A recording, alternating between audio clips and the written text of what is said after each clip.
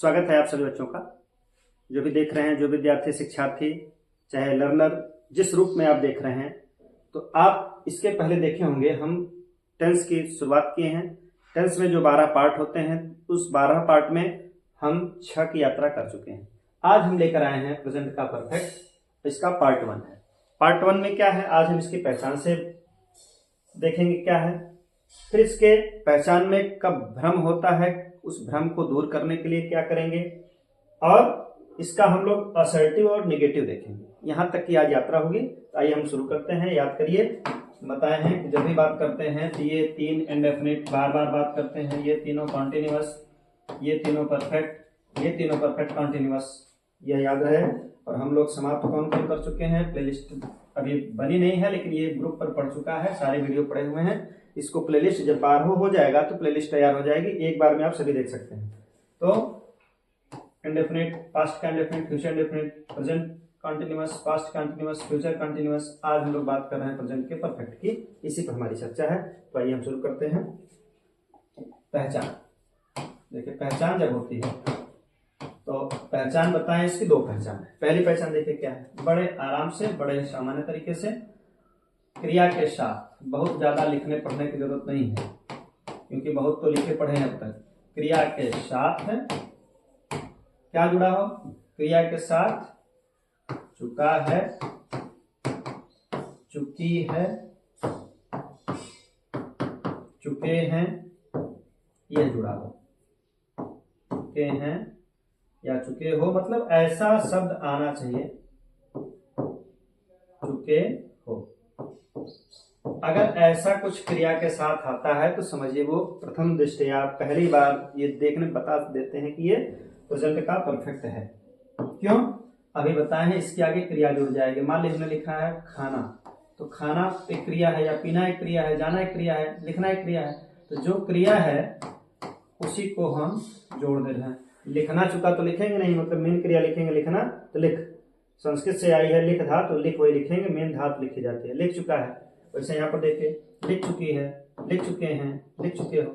अब यहाँ बदल दीजिए, पीना तो ना हटा देंगे तो क्या हो जाएगा, पी चुका है, पी चुकी है, पी चुके हैं। इस तरह हम हजारों वाक्य बना सकते हैं। पहचान हो गई, पहचान नंबर 1। अब आइए पहचान नंबर 2। दूसरी पहचान देखिए क्या है, क्रिया के साथ जो आपका वर्ब होगा, मतलब वाक्य का अंत होगा, क्रिया के साथ। क्रिया पहली बार बताई गई थी, वीडियो में पढ़ी हुई है कि आना जाना, खेलना कूदना, मारना पीटना, चिल्लाना, ये सारी क्रियाएं हिंदी की। इसी की इंग्लिश बनाते तो वर्ब हो जाती है।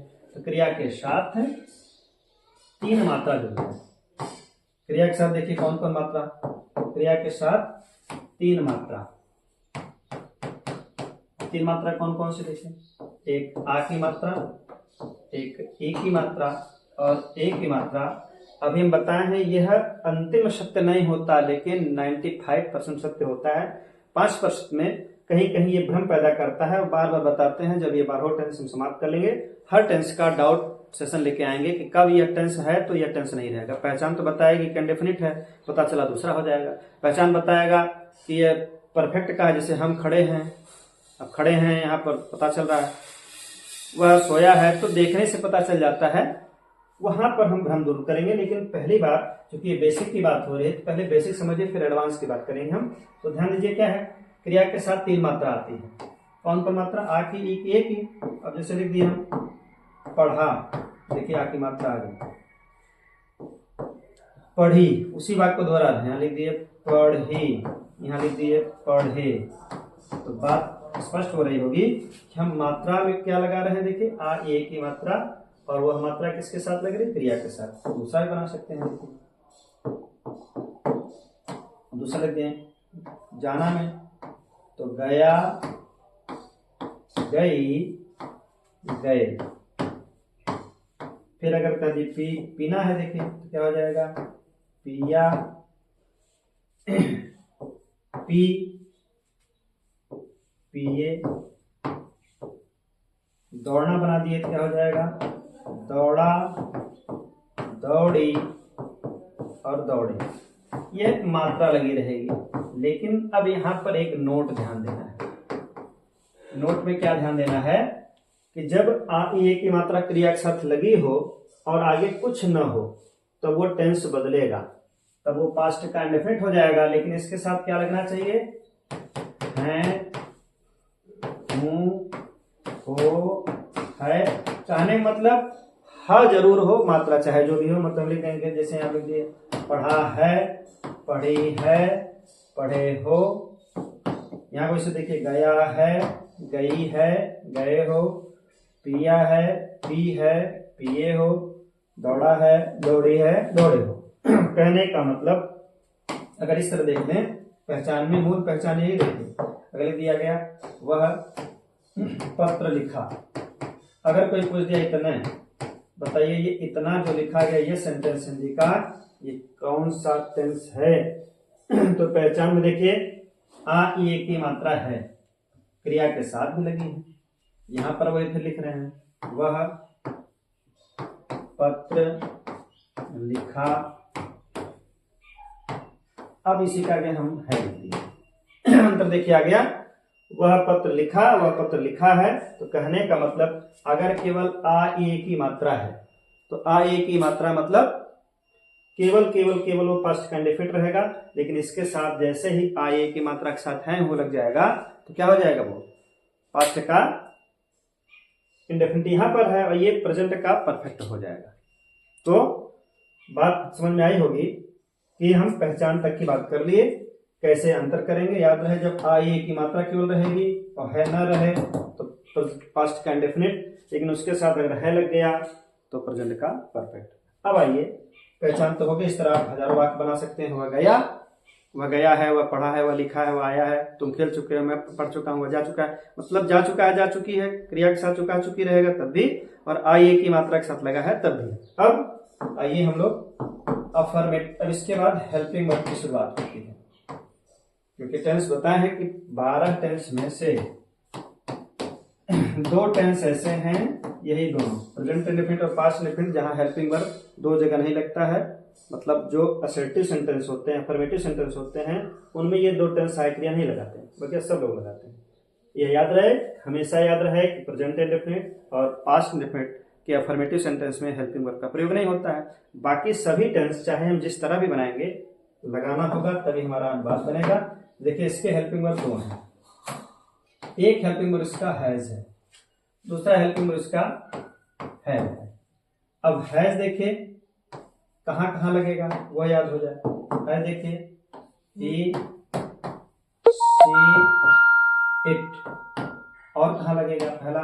दूसरा है दिस, अगर कहीं आ गया दिस, आ गया दैट के साथ, दिस दैट के साथ एक वचन, मतलब सिंगुलर होना चाहिए, सिंगुलर नंबर, एक वचन का नाउन। अभी उदाहरण में स्पष्ट होगा, नाउन हो। और कहां लगेगा देखिए, तीसरा यहां लिख दे रहे हैं, देखिए एक नाम हो, कोई भी एक नाम, एक नाम चाहे वो स्त्री का हो या पुरुष का हो, उसके साथ लग जाएगा। और कहां लगेगा, सभी एक वचन, जितने भी एक वचन है सभी एक वचन के साथ। अब ज्यादा नहीं गिनाना है, समझ जाएंगे, सब आ गया इसमें। एक नाम स्त्री या पुरुष हो, ही, सी, इट के साथ लग जाएगा। और कहां लगेगा, दिस दैट के साथ, अगर एक वचन का नाउन जुड़ा हो, सभी एक वचन के साथ लग जाएगा। अब यहाँ हैव में देखिए कहां लगेगा। हैव की कहानी देखिए क्या है। हैव ही कहता है कि हमको आई दे दो, आई, वी, यू, दे, 4 ये हैं, इनके साथ है लगेगा। आई के साथ, वी के साथ, यू के साथ, दे के साथ। अब इसके साथ वो कह रहा है कि यहाँ पर इसके साथ देखिए यह इसकी कहानी है। अब इसके बाद कह रहा है दिस दैट वाली कहानी, ठीक है, हम तुमसे बड़े हैं तो ये दिस का भाई दीज होता है। हम यहाँ कह सकते हैं दीज और दोज के साथ, दीज और दोज के साथ बहुवचन के नाउन्स, बहुवचन प्लूरल नंबर के नाउन्स उनके साथ। अब तीसरा क्या बचा देखिए, सभी एक वचन के साथ हम यहां लिख सकते हैं, ये दूसरा हो गया। तीसरा पे आ जाइए, सभी बहुवचन, सभी 2 या 2 से अधिक, जो भी है, 2 हो या 2 से अधिक, कोई भी हो सबके साथ, जो भी सभी लोग, कोई भी आएगा, अगर 2 हो या 2 से अधिक है तो उसके साथ लग जाएगा। और ऊपर देखिए होता है एक नाम, हम इसको यहाँ कर दे रहे हैं। अब एक नाम में देखिए क्या हो जाएगा। अब जहां पर एक नाम लिखा गया है, अब यहाँ क्या लिख देंगे हम,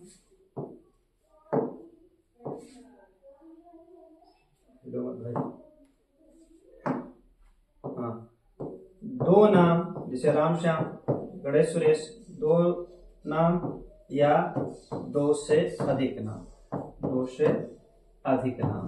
अब इतना ही आपको याद करना है। यहाँ कहाँ लगा देखिए, हैश कहाँ लगा देखिए, हैश किसके साथ बताया, एक नाम स्त्री या पुरुष हो, यहाँ वही याद रखिए, दो नाम या दो से अधिक नाम हो, कोई स्त्री या पुरुष हो, ही सी इट के साथ, तो यह कह रहा आई वी यू दे के साथ। फिर ये कह दिया दिस दैट के साथ एक वचन का नाउन हो, तो ये कह रहा है दिस दोस्त के साथ बहुवचन का नाउन हो, उसके साथ लग जाएगा। यह कह रहा सभी एक वचन के साथ, ये कह रहा है कि सभी दो या दो से अधिक के साथ। कहने का मतलब दोनों की तुलना करते चले हैं। अब आइए हम लोग आते हैं इसके स्ट्रक्चर पर। जो पहला हम लोग अफर्मेटिव शुरू करते हैं।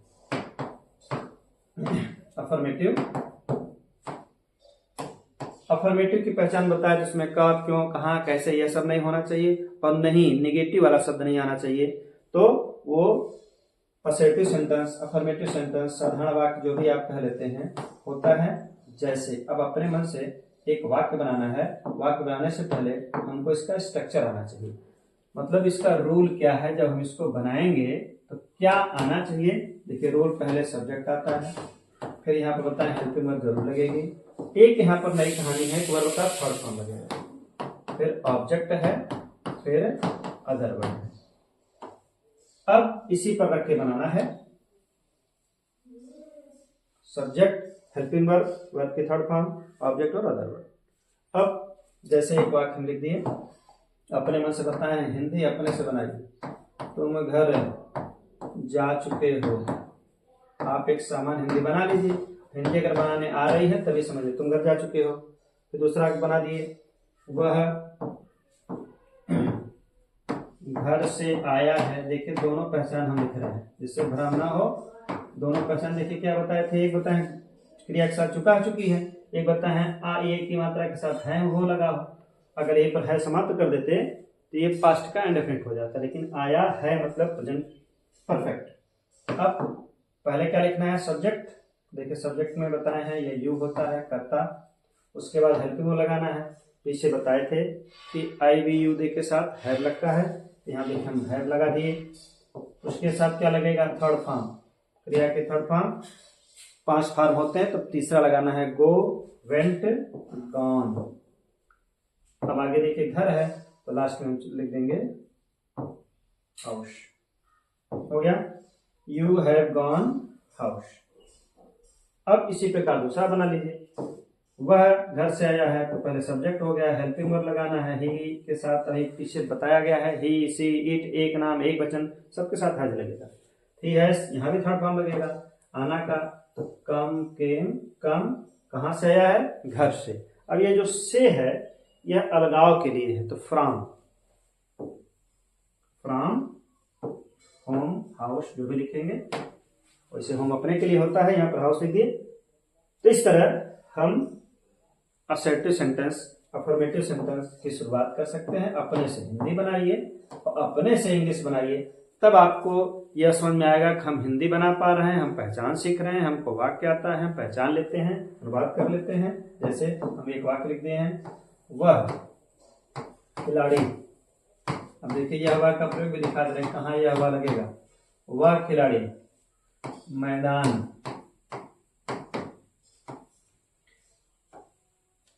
वह खिलाड़ी, छोटा वाक्य कर दे रहे हैं, बाजार गया है। चलिए छोटा छोटा वाक्य पहले बनाइए, वह खिलाड़ी बाजार गया है। अब देखिए बताए हैं, पहचान से क्लियर हो गया, स्पष्ट हो गया, आ ये की मात्रा के साथ है लगा, तो प्रेजेंट का परफेक्ट है।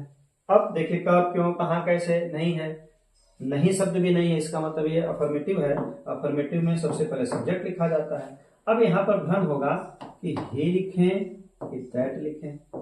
अभी हम पीछे बताए हैं कि यह वह के साथ, ध्यान दीजिए पीछे क्या लिखा गया था, इसकी बात हुई थी।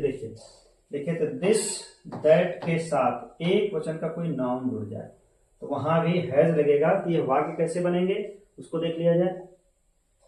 अब देखिए यहाँ पर है वह खिलाड़ी, अगर यही रहता, यह नहीं रहता, अगर ये हम समाप्त कर दें, खिलाड़ी मान ली हटा दें, अब कह दें वह बाजार गया है, तब यहाँ सीधे सीधे आप क्या लिख देंगे, ही लिख देंगे। लेकिन अगर लिखा है वह खिलाड़ी, वह बच्चा, वह किसान, वह भाई, वह बहन, तो वहां पर दिस और दैट, यह है तो दिस और वह है तो दैट, यहाँ पर वह खिलाड़ी आया था। तो चेक कर लीजिए, देखिए क्या है यहाँ पर, दोनों एक साथ है कि नहीं, वह के साथ खिलाड़ी जुड़ा है, इसका मतलब हम यहाँ क्या लिखेंगे, दैट। उसके बाद खिलाड़ी का प्लेयर, अब हो गया दैट प्लेयर। अब इसके साथ क्या लगेगा, हेल्पिंग वर्ब, पता है हैज लगेगा, और थर्ड फॉर्म लगेगा जाना का, तो गॉन आ गया। उसके बाद मार्केट हो गया, that player has gone market.